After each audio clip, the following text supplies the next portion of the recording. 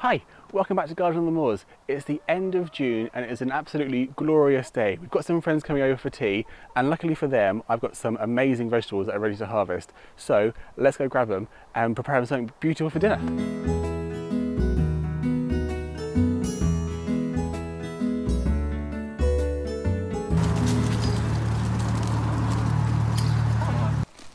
The first thing we're going to harvest today are the first early potatoes. This is a variety called Pentland Javelin that I sowed back in March, sort of time, about mid-March. It was using the no-dig method. So they were, oh, that's a funny looking one. So they were a bit shallower than what they could have been. But I think they've done a really good harvest here. God, the size of these potatoes, they're really good. It's been an incredibly dry year, so they have struggled slightly, but I mean, look at the size of these potatoes. They're absolutely brilliant. Really, really pleased with these.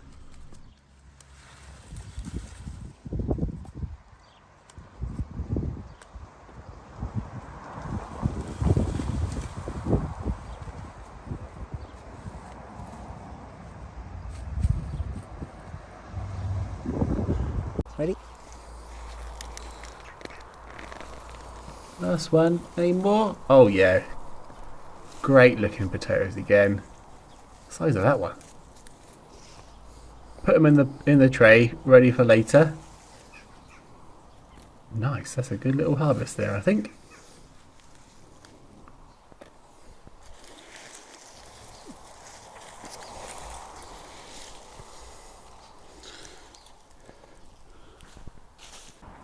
Okay, we've just harvested our first early potatoes. Really happy with the haul. We've got some really nice big potatoes here. I'm going to cook these in a bit of olive oil with some garlic that we've already harvested earlier in the month. That's now drying off in the greenhouse.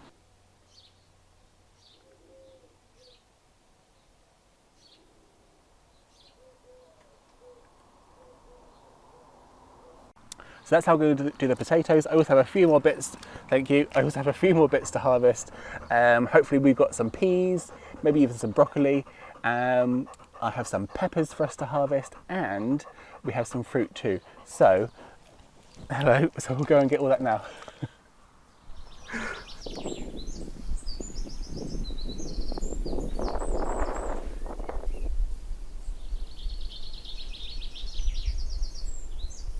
You may remember back in winter I moved the strawberry plants because they weren't doing very well where they were before, and well, that was it basically. They weren't doing very well at all.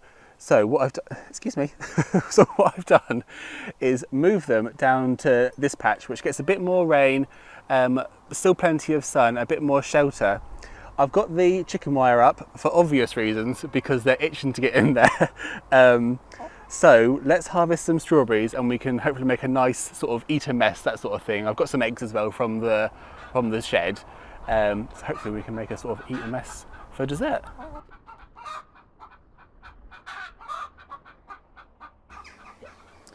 So despite all of the protective measures, that's a really lovely one. Look at the size of that.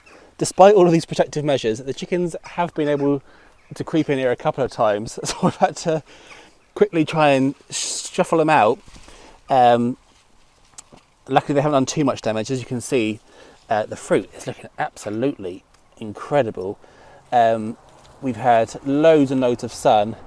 These are a bit easier to water because they get shade in the morning. So I can water them in the morning with a watering can or whatever, and it has time to soak in before being dried out in the day. There's also lots and lots of organic matter in here. So although the chickens are trying to break in and take the strawberries for themselves, God, look at this fruit. Isn't that just amazing? This is the first year of them being here and I'm so happy that I moved them. Sorry, as I was saying, so loads of organic matter in here, mainly chicken manure from our own hens that I've then helped rot down a bit and then mixed into the soil. We have got a video on it which we can link to in the description below. But my God, these are amazing. I promise you, every year they've been absolutely rubbish where they were before. Not growing very big at all, and just being rubbish, having a strop the whole time. But this is much better location for them. They're a variety called Cambridge Favourite. A lot of them are from runners that I've saved. So that's there's a few runners here actually. So for example, like this bit here, we cut off in with the lawnmower, but it sends out a little shoot with a baby plant on, and then all you need to do is just put on that little baby, let it grow on a bit, and plant it out, and it makes a whole new plant. So yeah, really, really good.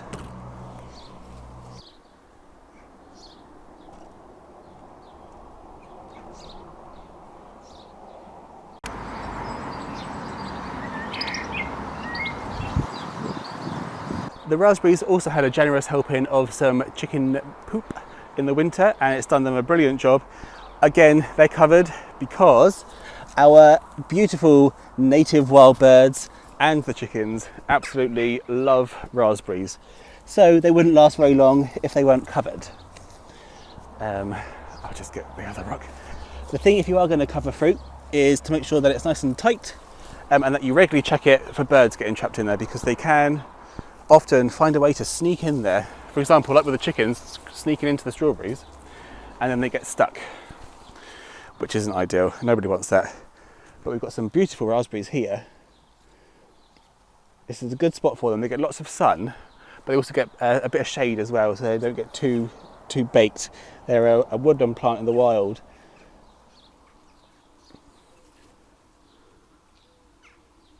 Gorgeous.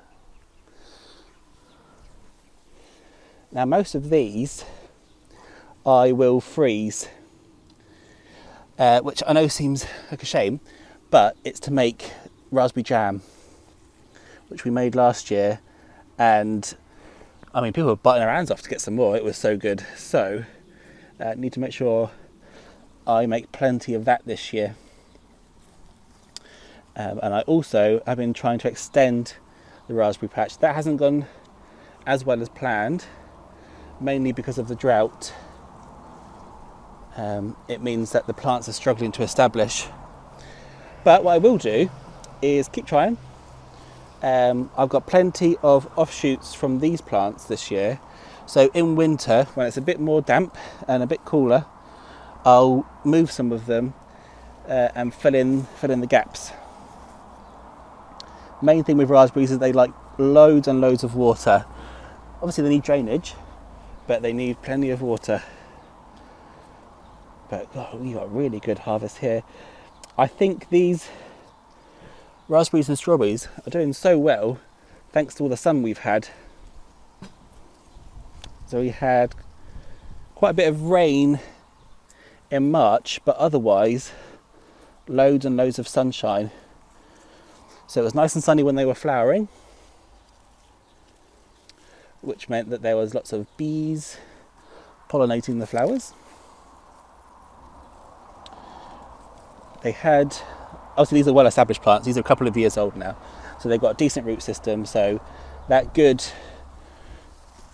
drink they had in March would have set them off really well for the year.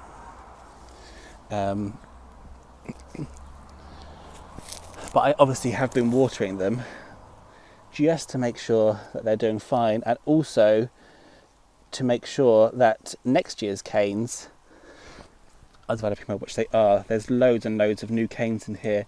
I'm sure they look even better than last year, which hopefully means next year's fruit will be even better than all of this. But I mean, we're getting heaps and heaps and heaps of fruit.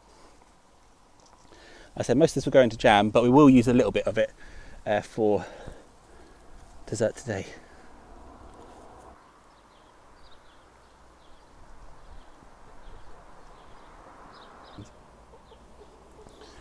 So these raspberries are a variety called Glen, and they're absolutely brilliant for us.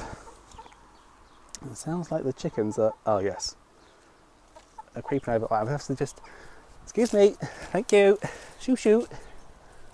Oh, we've got Alex to help too. Hello, mate. They're sneaky. It's only been up for what, a couple of minutes whilst I've been harvesting these, and they're already trying to jump in and get the goods. Oh, we just have got to have a quick one of these now. Give one to cameraman. I've already nicked one. Hey, it's already been eaten. I thought I had the chickens to worry about. Well, here we are. Here's our haul of fruit.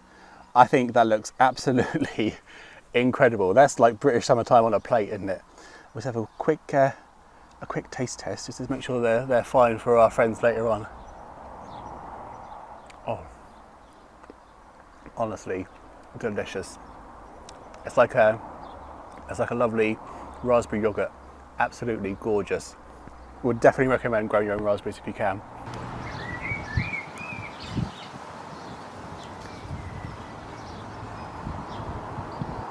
I know what you're thinking. This has got to be the Mediterranean. No, I'm not in the Med. I'm in the greenhouse. It's absolutely beautiful today. It's very hot, but we've got a nice breeze, and it's like broken cloud sort of weather for the most part. So it's actually not too hot in here. It's around 30, 35, 36, so just fine. What I am going to do today is collect some Padron Peppers. Now these are from Save Seed from last year that I collected, and they're very happy once again. So let's get picking. What I'm going to do is just snip them. You snip these whilst they're still green. Ideally they would be a little bigger, but at the end of the day they're absolutely fine right now. They're used for like tapasy type dishes, so little like little bites, little mouthfuls. What I'll do is fry them off with some olive oil with a bit of salt and pepper. Any more? Oh, there's a few back there. And hopefully be delicious. So that's not bad for, I mean, you know, considering it's only June and to already be harvesting peppers, I'm very happy with that. The next thing on my little shopping list of things to get from the garden are one of these gorgeous Calabrese broccolis. They are doing so well. I've got my eyes on this one here. Great big head on them. Just try and cut the stem off now. It's a bit thick.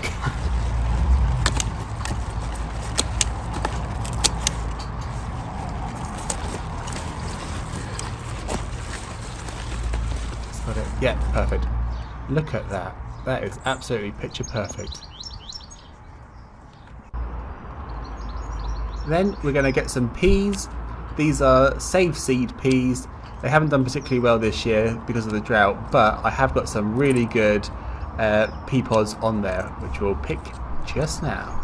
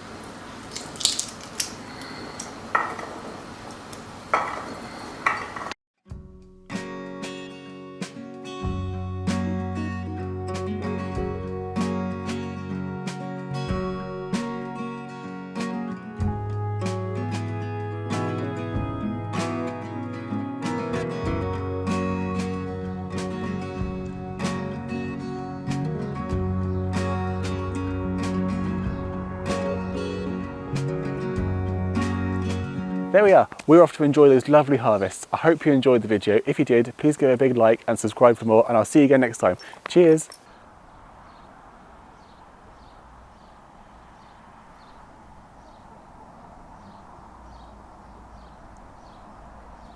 Who's that? I think that's Scotch there. This is Vera. Obviously we've got Alex. And then, who's that creeping up? Buttercup. She's a bit more shy than the others.